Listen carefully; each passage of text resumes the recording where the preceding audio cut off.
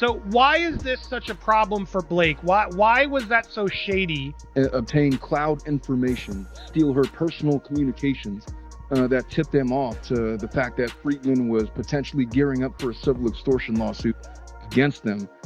And how does a name like Blake Lively end up tangled in something as murky as judicial scrutiny? Well, Judge Lyman thinks there's plenty to examine, and it's not looking good. At the center of this storm is a company no one had heard of until now, Van Zandt Inc. It sounds like a generic legal entity on paper. But its role in issuing a subpoena tied to a John Doe lawsuit has opened the door to questions of serious misconduct. And Judge Lyman isn't pulling any punches. It's not just asking why this shell corporation was created, but demanding explanations for how it was used to gather evidence. This isn't just a matter of missing paperwork or sloppy filing. Judge Lyman's concerns cut deeper. A lack of transparency in the way Blake Lively's legal team pursued this case has sparked major red flags in court. Take, for example, the subpoena, issued for private communications. It might look routine at first glance, but the methods used to obtain it are under fire.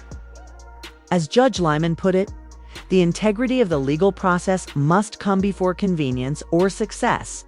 The fact that he felt compelled to say this on record speaks volumes about what might be happening behind closed doors. If misconduct is found, the evidence collected through Van Zandt Inc. could be thrown out entirely. Now, consider what that would mean. Everything Blake Lively's team has built its case on could suddenly crumble. The texts, emails, all of it gone. And it doesn't end there. If Judge Lyman rules this as an abuse of process, it could open the door to even bigger problems. Abuse of process claims could hit not only Lively's legal team, but also her personal reputation. It's a delicate position for someone so firmly rooted in public image. Every decision her team made will now be placed under a microscope. But here's the kicker. Judge Lyman isn't just focused on the technicalities of the subpoena. He's also zeroing in on the bigger picture of tactics. Questioning whether Lively's team crossed ethical lines in pursuit of this fight?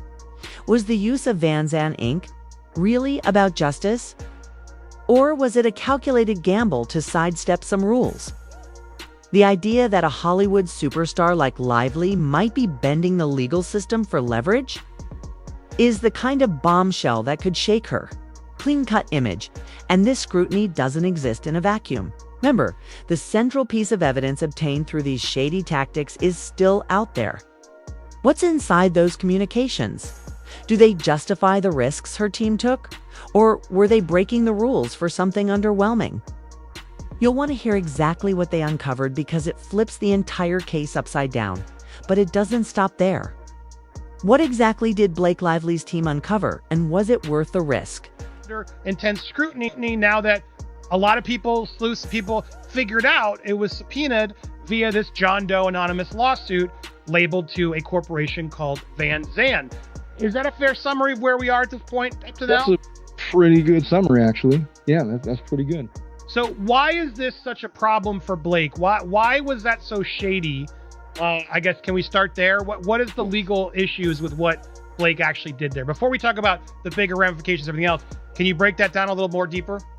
Yeah, so to the extent when they shook her down and they cornered her in that office and they demanded her cell phone and they had these security guards there and they escorted her out the building and they have her stuff, they were entitled to have whatever business communications they had on that phone. What they were not entitled to do was go into her personal accounts, obtain cloud information, steal her personal communications that tipped them off to the fact that Friedman was potentially gearing up for a civil extortion lawsuit against them and use it for future litigation against them. That is potentially illegally obtained. That Fans Inc. might sound mundane, but this shell corporation is anything but. Blake Lively's legal team used it to file their mysterious John Doe lawsuit and issue that now infamous subpoena. But its role in the case is raising eyebrows everywhere. Shell companies like this aren't new in high-stakes legal battles, but they're designed to do one thing: shield identities and actions from scrutiny. Think of them as a cloak hiding the motivations of the people pulling the strings. In this case, it seems Lively's team wanted to keep their hands as clean as possible, or at least give the appearance of it. The problem, Judge Lyman isn't buying it. Shell corporations in legal battles often serve an ambiguous purpose, but when they show up in lawsuits like this one, they immediately raise questions about intent. Why would Blake Lively's team go through the extra steps of filing critical actions through an obscure entity like Van Zandt Inc.? Was it a strategic move to safeguard her image if things went south?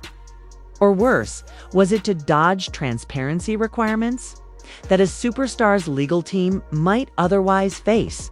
No matter the reason, the risks are clear. Using a shell company in such a high-profile case runs the risk of being seen as deceptive, especially when the tactics begin to unravel in court. The controversy becomes even stickier when we look at the subpoena itself. Under the guise of Van Zandt Inc., Lively's team targeted communications from Stephanie Jones, who just so happens to be the former publicist for Jennifer Al, one of the central figures in this legal drama. The legal argument seems straightforward. These messages could support claims of retaliation or misconduct. But Judge Lyman seems deeply concerned about how these communications were acquired and whether the process crossed ethical or even legal lines. Under scrutiny, these kinds of choices don't just look dangerous. They could sink the case entirely. At this point, Van Zandt Inc.'s involvement isn't just raising ethical questions. It's teetering on the edge of outright misconduct.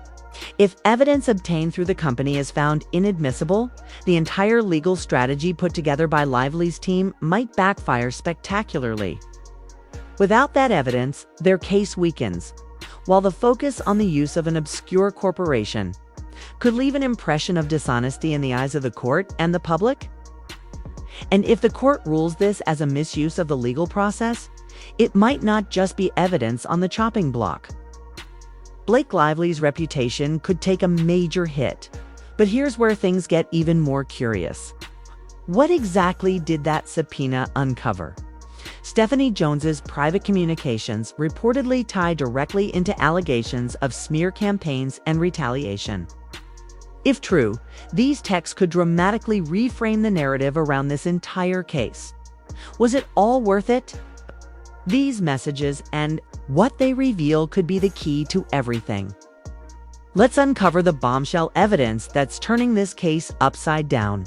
Decision's going to happen. All this stuff keeps falling in. Are you noticing that even now as content creators, there's one, it just doesn't seem like he's being very friendly to anybody other than accommodating Blake. Are you seeing that too, or do you feel like he is being fair? What is your neutral perspective on that? I feel where you would think that he's being, skewed towards the Lively side and unfair to the Friedman parties, but there is, a lot of that I think Friedman has brought upon himself through salacious PR drops that he's issued. The whole Exhibit A thing, the whole thing where he wrote a deposition basically accusing them of fraud, and that was on the docket, and it had to be removed from the docket.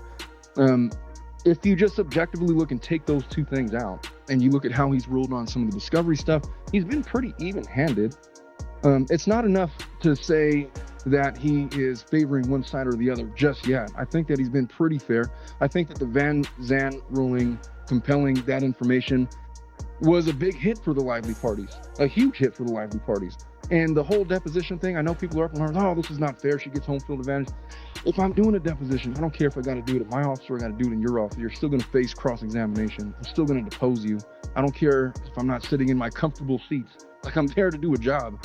And so you want home field advantage? Fine. And I think maybe from Friedman's perspective, like, look, she's asking for these protective orders and this is going to potentially lead to other stuff. We just need to get the deposition done. They're trying to run out the clock potentially. Just do it at your office. So now there's no more room for her to say that, hey, this is unfair. They're trying to take advantage of me. They're trying to beat up on me at their office. They're trying to plant people in the deposition to make me uncomfortable. She said, look, let's just make you as comfortable as possible. Now you have no more excuses to do stuff in deposition. It is almost a win for Justin, I feel like, because exactly, it's like, okay, yet another thing they're giving Blake. No excuses later that you had trouble, whereas Justin can claim, we gave her everything. What else can we still do? Yeah. So it's odd. But so final question, because they asked, could it go to jail? And you're like, it's unlikely. Is it more likely that Stephanie Jones could go to jail? And if Blake was more involved and actually pushed that stuff to happen, could there be any sort of criminal facing that? They really gotta flesh out those facts, because to the extent that this was a directive of Stephanie Jones to get this stuff, then she would be the one directly implicated, including whoever were her agents potentially that knew they were doing criminal stuff. How do they tie that into Lively, that they were acting under Lively's direction? That would implicate Lively, but I don't see that connection yet. All I know is the theory is they shared those communications with Lively either at her direction or voluntarily, and I don't know which is which. It's not impossible that she's going to go to jail, but there is a fact pattern that suggests that Lively ordered her to do these illegal theft of personal messages on Jones or Abel's phone. Then potentially she could face criminal scrutiny through agency theory, I guess, potentially. But it's far-fetched, you know. It is far-fetched. I don't think she's going to be the one under the fire for this one. Well, I appreciate you guys can check out Omar over the Tilted Lawyer. And final question, like, where do you feel like the sides stand right now? Justin obviously had his case dismissed. He's waiting. Yeah. Where do you put your points? Where are you betting on the outcome currently as we face things right now? Well, if they get the retaliation smear campaign evidence and it's only about sexual harassment, then Baldoni is in prime pole position going forward for this thing, because she's going to get obliterated on her sexual harassment claims. If it's not, and I still think that Baldoni at trial has the advantage, because the jury doesn't care about whether or not they're going to be able to litigate a cross-exam that's now been dismissed with prejudice, whatever. What is the sexual harassment claims? And then they're going to go through them point by point and see how ridiculous this is. I think most people, on average, if you just poll people that have followed this case, are of the opinion that the sexual harassment claims are frivolous. And they're going to have, they have an uphill battle to fight at trial, convincing a jury that her complaints were reasonable or actionable. And so I really think, in spite of everything that's going on, that Baldoni, his cross complaint being dismissed notwithstanding, I think that he's in pole position going forward in this litigation. There's nothing left. There's no more screwing around. We're doing trial March of 26. Let's do it. Behind the scenes, Blake Lively's team managed to get their hands on private text messages from Stephanie Jones. And these aren't ordinary conversations. These texts are now at the core of the case, tying directly to claims of retaliation against Jennifer L. and other key players. Stephanie Jones, as Jennifer Abel's former publicist, was a critical link in understanding the spiral of events leading to this lawsuit. But what the texts allegedly reveal is far more layered and far more explosive. The messages reportedly detail conversations that suggest coordinated efforts to undermine Abel and others critical of Blake Lively. If that's true, it introduces an entirely new level of accusations. A potential smear campaign orchestrated to safeguard Lively's public image at all costs. But here's where the drama spikes. The way these texts were obtained is now being heavily scrutinized, with Judge Lyman questioning whether proper legal channels were followed. If it's determined that they were acquired through less than legal means, Lively's team could be accused of violating ethical boundaries or worse, fiduciary duties owed during the process. This is where things get sticky for the legal team. On the surface, these communications appear to strengthen Lively's narrative, shifting the blame toward others while protecting her interests. But their questionable origins make them a double-edged sword. If they're thrown out, not only does the case weaken, but the methods used by her team will come under fire. And that's the last thing Lively can afford right now, especially as public trust in high-profile celebrities continues to waver. It's the timing of these texts and their connection to the "it ends with us" controversy that makes this even more impactful.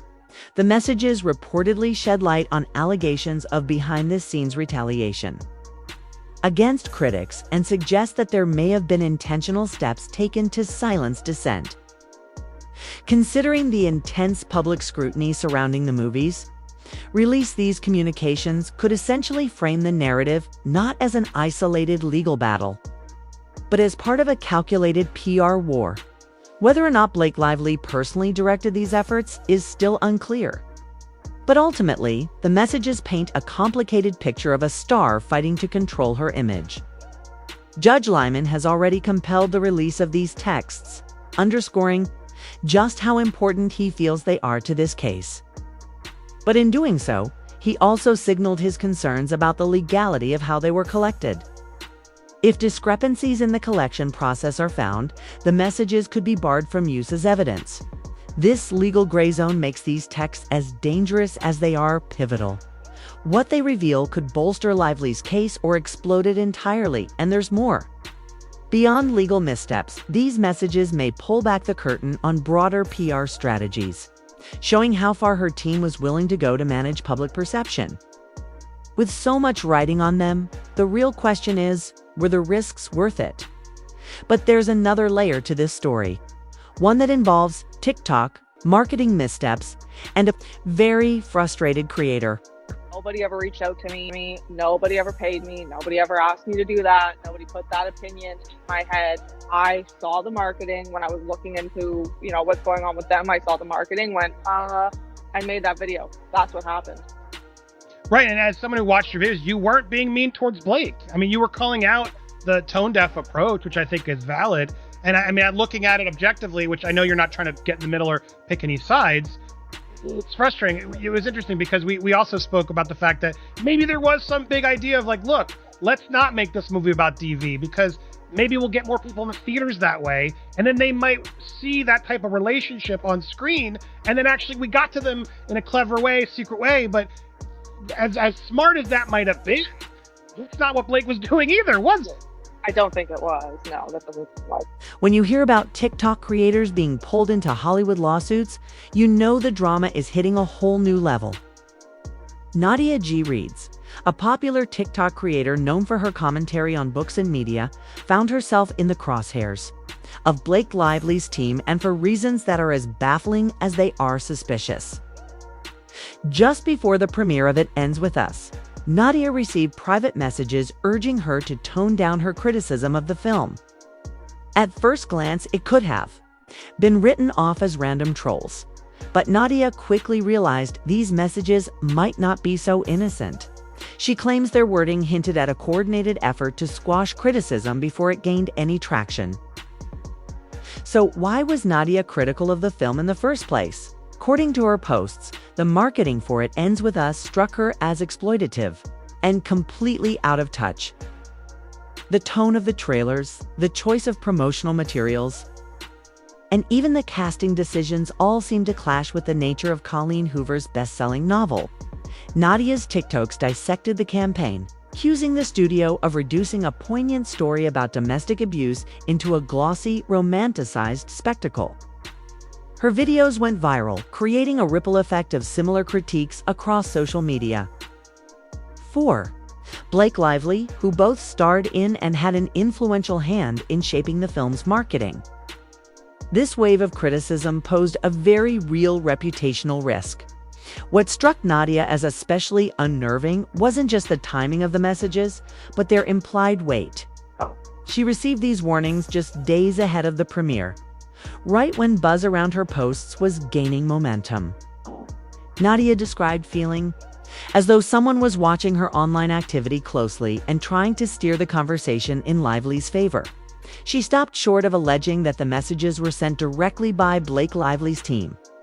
But the timing and tone led her to believe that they came from individuals connected to the film's larger PR machine.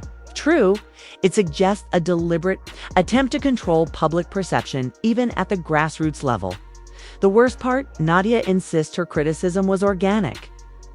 In her own words, she's just a TikToker with opinions, not part of some orchestrated smear campaign. Her posts were fueled by her personal reactions to the film's marketing strategy. Yet she claims the messages made her feel targeted, as if she were a significant threat to its success. This raises a more significant question. How far was Blake Lively's team willing to go? It's one thing to engage in heavy PR, but targeting smaller creators adds a layer of paranoia and control that transcends the usual Hollywood strategies. But Nadia isn't alone.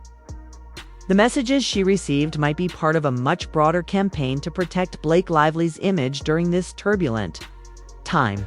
The focus on silencing critics, no matter how seemingly small their platform, suggests a hyper-vigilant approach. These actions don't just highlight cracks in the PR facade. They reveal the lengths Lively's team might be prepared to go to maintain a polished narrative. So, what does this all mean for Blake Lively's future? And could this case set a legal precedent? Let's bring it all together and uncover what's next for Blake Lively after this courtroom drama. I don't really want to save it. There's so much important stuff out there. I want to make sure everybody knows what happened here. So that way, if anybody else got messages like this, please reach out to me, share them with me privately, whatever you want to do, because this just feels super shady. Now, before we go to United Explain, I just want to, here's where it sort of started. You had a couple TikToks, innocent TikToks, very neutral, in my perspective. I watched them all again, just calling out, well, there's some weird drama, and you literally call, he's an unproblematic king, she's an unproblematic queen. You were team everybody, maybe a little shade at Colleen Hoover, because I guess you didn't love parts of the book, but, all very neutral and sort of you're very well-spoken the way you did it. And then as you sort of got into it further, you called out the PR marketing, which a lot of people did.